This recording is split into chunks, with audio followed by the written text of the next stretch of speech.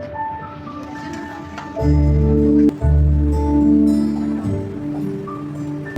God, my Father, actions, they fail not.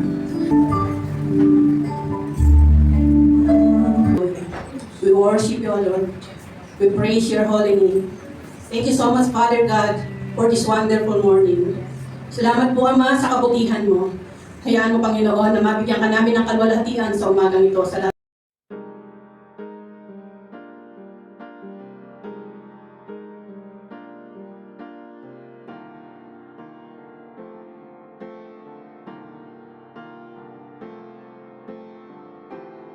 Ng Panginoon sa upang makarating ako sa God's life. God bless you sa life. Ako sa mga nag-encourage sa akin pag hindi ako ma-attend sa church. Salamat po sa inyo. God bless you. At gusto, nakarating ako dito at sa thank you sa Panginoon Diyos at tinawag niya ako. At ngayon po ay regular na akong ma-attend dito sa church. At every Sunday po after service ay umattend din ako ng smoke room, shepherd at discipleship. Thank you, God. Yan sa buhay ko, sapagkat sa asawa ko. At salamat kay Lord, binago niya ang buhay ko, ang puso ko. At nawala yung galit sa puso ko, sa asawa ko, yung may something. Thank you, Lord. At sa kanyang kabutihan po ay pagpataas, pinamungka ko sa asawa ko na ako yung dahilan kung bakit nakapagpatapos kami ng mga anak.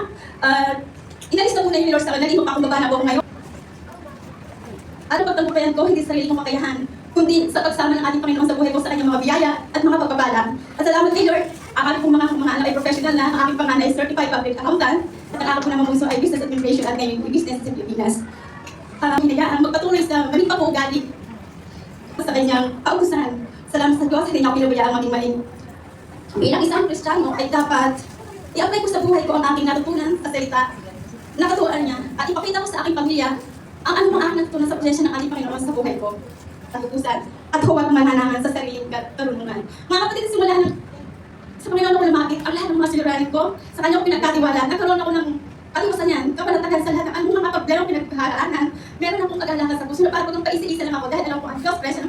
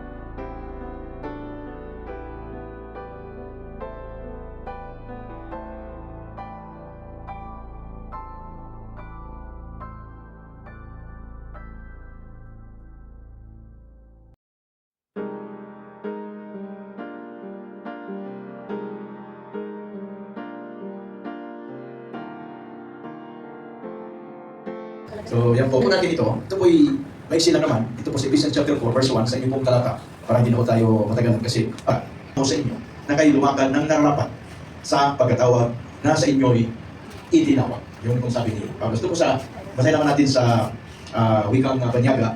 Ang translation po nito ay New King James Version. The prisoner for the Lord beseech you to walk worthy of the calling with which you were called. So tayo muna ay yung po sandali at manalangin. Amang Diyos na makapay sa lahat, salamat po sa iyo pong kabutihan na dapat ay lakaran nila kung ano yung pagkatawag ng Diyos sa kanilang buhay. So ito po yung aking naising introduction, mga kapatid. Now, God's people are to walk worthy of the calling of God.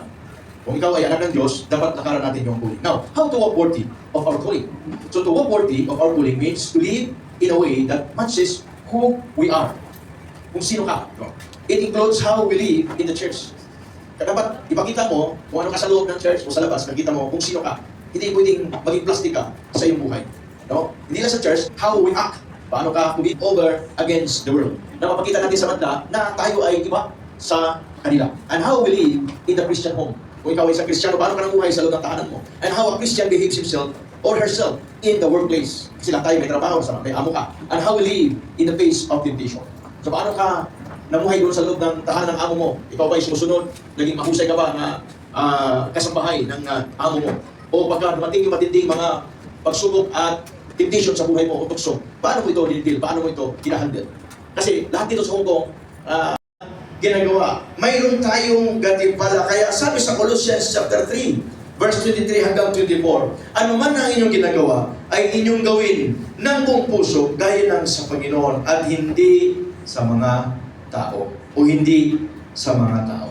Kaya, pagka tayo gumawa, hindi kay pastora, hindi sa sino mang mga workers dito, kundi gagawin natin ito para sa Panginoon. Bakit? Sa verse 24, yamang inyong nalalaman na sa Panginoon ay tatagapin ninyo ang Panginoong Kristo.